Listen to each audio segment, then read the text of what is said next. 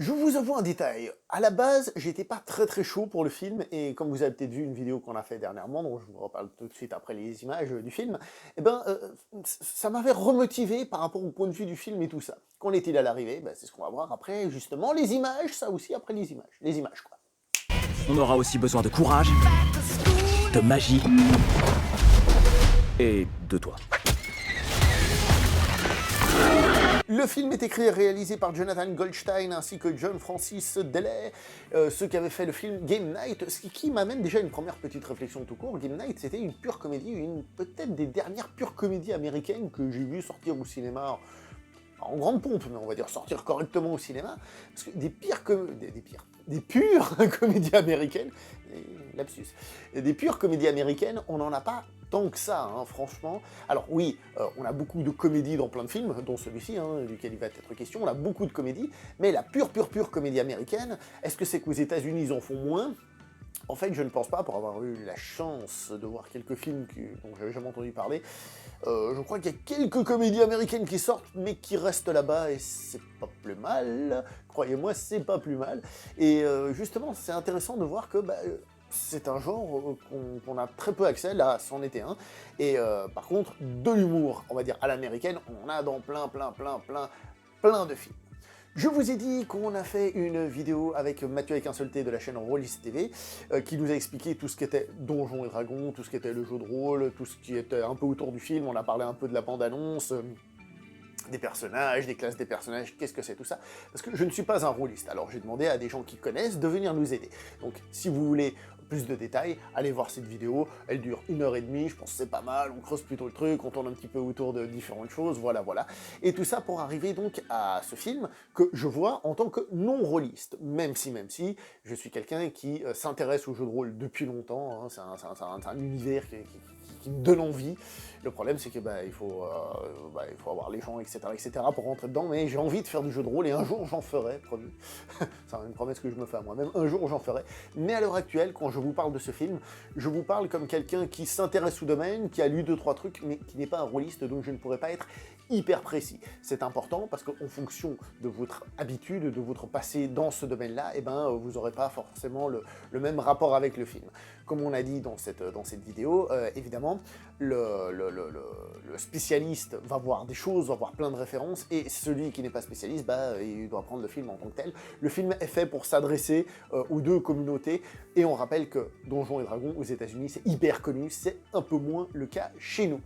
Une des choses sur lesquelles Mathieu m'avait rassuré, c'était justement sur l'humour, parce que j'ai vu le film, je me disais, ouais, très humoristique, hein. Moi j'aimerais bien qu'il y ait un petit peu plus peut-être d'épique, hein, globalement, et il m'avait rassuré en disant oui, mais en fait l'humour fait partie intégrante de Donjons et Dragons, et ce depuis le début, et il nous avait montré des images de l'humour d'époque et tout, pour dire que oui, tu ne peux pas enlever cet humour de cet univers. En tout cas, il en fait partie, et mettre de l'humour n'est pas de la trahison.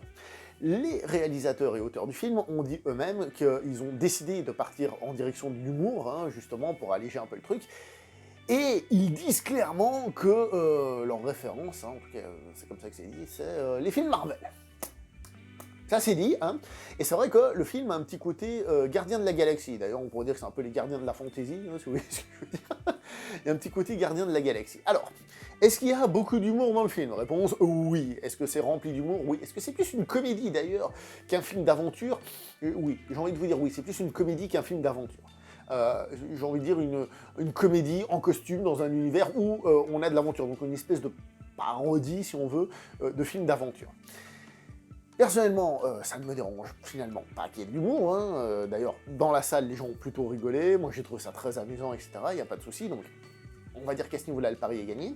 Là où le film fait fort, c'est que il n'oublie pas de mettre du drame dans les personnages, c'est-à-dire que les personnages ne sont pas tout beaux, tout forts, tout puissants, non, ils ont des choses qui les travaillent dans un coin de la tête, ils ont un passé qui leur fait pas du bien, et ça c'est bien, ça rajoute un petit peu de dramatique et de profondeur aux personnages, ça c'est bien.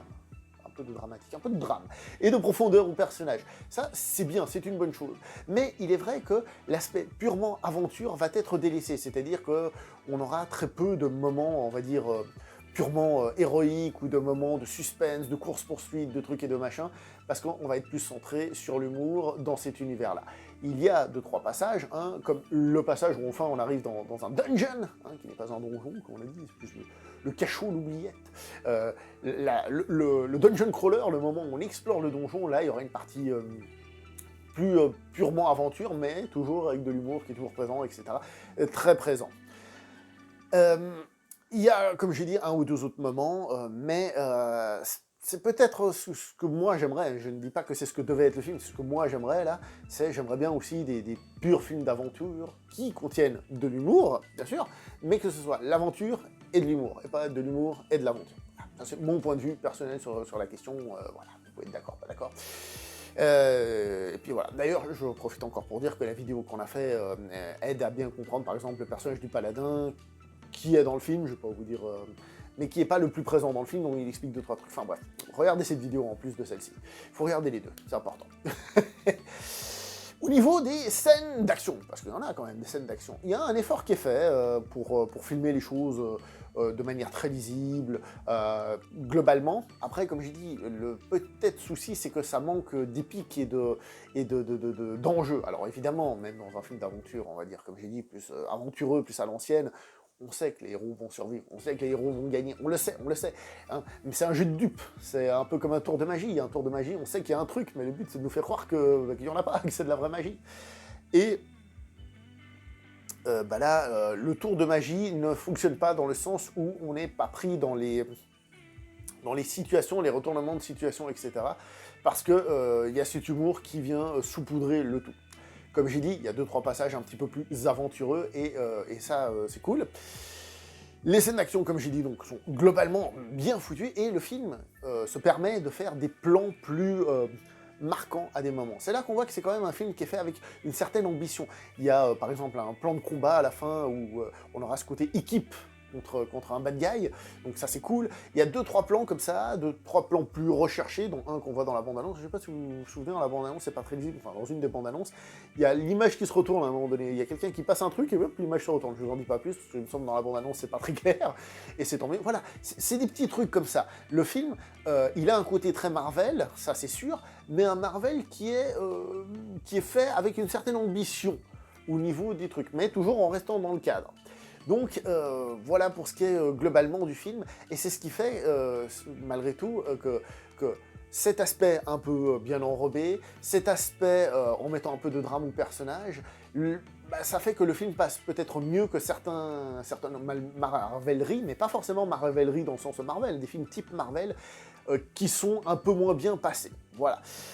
Comme j'ai dit, personnellement, je regrette qu'il n'y a pas plus d'aventure pure ou de trucs qui prennent. D'ailleurs, il y a des musiques, il y a des moments qui fonctionnent bien, hein, qui arrivent à plutôt bien fonctionner, pas assez présentes, hélas. Voilà. Ce ne sera pas le film qu'on va retenir pour son aventure. Pour donner un exemple de film d'aventure humoristique qui avait, pour moi, très bien fonctionné à son époque, par exemple le premier Pirates des Caraïbes, hein, les premiers on pourrait dire, mais surtout le premier, parce que c'est celui qui a fait l'impact. Il y avait de l'humour évidemment, tout le monde a retenu Jack Sparrow, mais il y avait quand même un aspect aventure qui était globalement présent. Et ben là, c'est moins le cas, et c'est quand même dommage, mais c'est symptomatique du cinéma actuel.